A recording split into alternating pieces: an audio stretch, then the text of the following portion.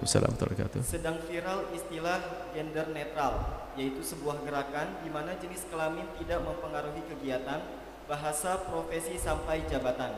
Contoh gerakan netralitas gender adalah toilet umum unisex, dan istilah gender berbeda dengan jenis kelamin.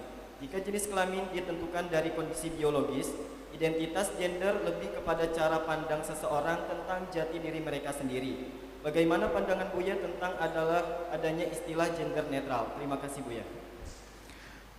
Kita harus tahu maksud sejati, maksud yang sesungguhnya dari istilah itu dihembuskan, istilah tersebut diangkat. Kalau istilah gender netral atau netralisme gender atau apa ya, jika maksudnya adalah dalam urusan profesi dan sebagainya, hendaknya kita tidak membeda-bedakan. Kalau itu saya nggak usah pusing, dalam Islam pun juga sama, sudah jelas Islam. Bahkan Islam itu memang nggak perlu emansipasi. Emansipasi itu nggak berlaku dalam Islam. Makanya aneh orang Islam pakai istilah emansipasi, termasuk menetralkan gender ini. Nggak perlu dalam Islam, semua sudah ditempatkan di tempatnya. Mungkin di sana ada kisah-kisah diskriminasi. Dulu emansipasi wanita itu kasusnya adalah bukan di kalangan kaum muslimin. Di saat wanita direndahkan, maka wanita menuntut disamakan, maka disetarakan, maka ada emansipasi. Dalam Islam wanita sangat mulia, jadi nggak perlu itu. Adapun masuk dengan netralisme gender atau gender netral gender apa itu, ini apa yang dimaksud? Kalau masalah profesi, hendaknya jangan sampai dibedakan gajinya laki dengan perempuan, sama-sama punya keahlian, itu sah-sah saja. Cuman dia memberikan contoh apa tadi? Toilet. Nah, jadi gini loh ya, setiap orang punya kebiasaan itu adalah kebiasaan yang dikembali kepada tradisi masyarakat tersebut atau ada urusan agamanya. Jangan dicampur adukkan. Kalau Anda masuk kampungnya seseorang, di sana ada kebiasaan, harus Anda ngikut dong. Jangan gara-gara tidak suka langsung Anda merubah, itu Anda sakit. Psikolog, nanti antarkan psikolog. Contoh, misalnya mungkin masalah toilet ini, mungkin toilet dia ada toilet ya, toilet kan, toilet nggak usah ada toilet laki, toilet perempuan, maksudnya sama aja dah. Ini jangan Anda punya pikiran begitu gara-gara, ini kan orang ego, namanya egois. Gara-gara suatu ketika Anda sakit perut, ya kan, Anda laki-laki, waktu mau ke toilet laki-laki penuh, di toilet perempuan ada kosong, Anda pengen masuk dilarang. Gara-gara itu Anda marah, kenapa dibeda-bedain, kan begitu dah. Nah ini berarti Anda egois. Kalau orang modelnya kayak ini ngerusak dunia, jadi semua keinginannya harus diwujudkan. Adanya toilet laki perempuan demi kenyamanan perempuan, demi kenyamanan laki-laki. Perempuan lebih nyaman dengan itu semuanya, dan mereka senang. Jangan ngikuti orang yang sakit ini dong. Ini kan orang mentalnya sakit, gara-gara dia ke toilet nggak boleh, dia laki-laki ke toilet perempuan nggak boleh, langsung marah. Kenapa pakai beda-bedain? Nah ini menurut apa tadi, pengen netralkan gender. Aneh-aneh. Atau kita masuk ke satu kampung, ada tradisi, ada satu keraton, kalau kita masuk ke sana pakai kopiah, dikasih apa, kayak penutup kepala, tradisi mereka nggak ada hubungan dengan agama. Loh, kalau Anda tidak mau digitukan, jangan masuk dong, nggak usah marah-marah. Apa-apaan itu ngatur kepala saya. Loh, Anda ini sakit. Semua orang ada punya kebiasaan, tradisi, apalagi urusan agama. Jadi sebetulnya kita tidak perlulah bingung, itu urusan orang bingung begitu. Kesetaraan gender orang bingung, ini apa, netralisme gender ya orang bingung. Apa yang dimaksud itu semuanya? Memang kamu mau dibilang tidak laki-laki tidak perempuan?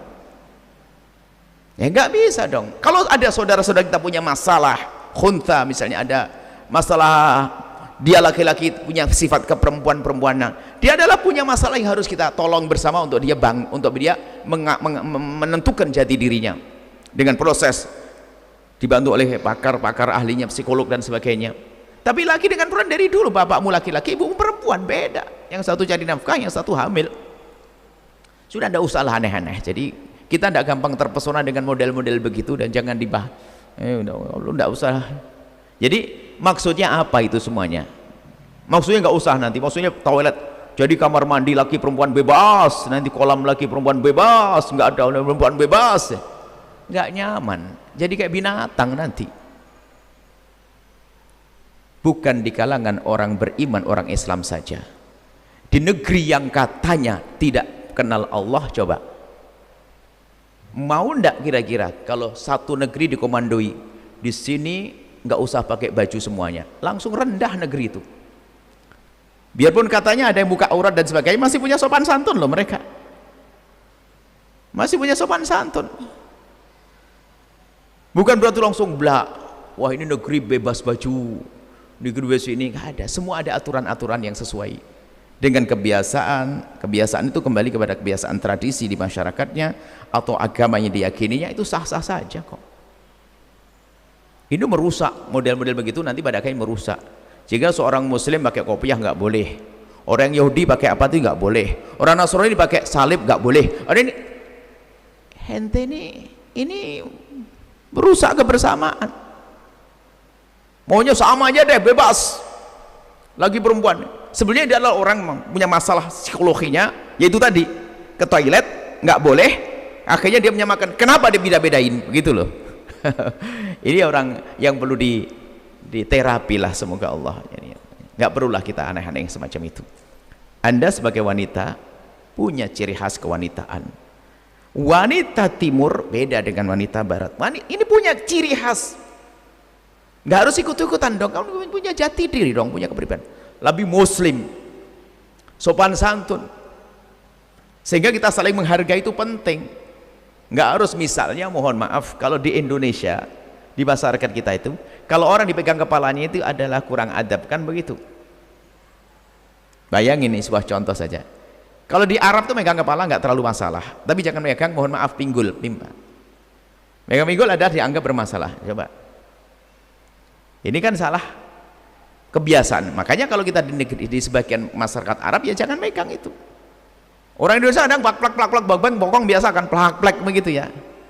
Orang Arab biasa megang kepala. Ini sebagai contoh saja, biarpun tidak semua orang Arab begitu, tidak semua orang Indonesia begitu. Gambarannya begitu. Jadi kalau kita tidak bisa memahami kebiasaan orang, itu bikin masalah. Maka pandai-pandailah kebiasaan seseorang. Makanya itu namanya orang yang psikologinya normal, sehat. Memaklumi. Tapi kalau seorang harus gara-gara nggak boleh masuk toilet, gara-gara saya laki, toiletnya perempuan, wah ini nggak bener, ini harus ini setara, sama-sama, nggak perlu dibeda-bedain. Oh ini mental sakit. Dan itu bisa dikembangkan, bukan urusan toilet, urusan yang lainnya. Banyak hal yang spesial. Mohon maaf sampai mungkin kalau guyonannya nah ya, contohnya agak jorok misalnya, kan ada tempat buang air kecil kaum pria yang tidak bisa duduk, itu kan ada ya kan, itu ada spesial kaum lagi. Biarpun seharusnya kalau toilet ya untuk buang air adalah di toilet yang tertutup, kemudian tutup auratnya. Perempuan caranya sendiri modelnya, nggak bisa disamain. Intinya hal-hal semacam itu kalau dikembangkan nanti akan meruntuhkan rambu-rambu, termasuk rambu-rambu tradisi dan rambu-rambu agama. Dan itu bahaya sekali yang demikian itu. Tapi kalau yang dimaksud adalah mensetarakan, maksudnya laki perempuan itu adalah penilaiannya adalah tentang kualitas keilmuannya, keahliannya, jangan dibeda-bedakan. Ijazahnya sama, kepandaiannya sama, gara-gara perempuan gajinya direndahkan, itu salah. Dalam Islam nggak ada yang semacam itu. Baik, itu saja. Semoga Allah menjaga kita agar tetap kuat iman, tidak gampang kagetan dengan hal-hal yang aneh, sehingga kita bisa tetap istiqomah dengan keyakinan-keyakinan kita semua. Allah a'lam bishawab.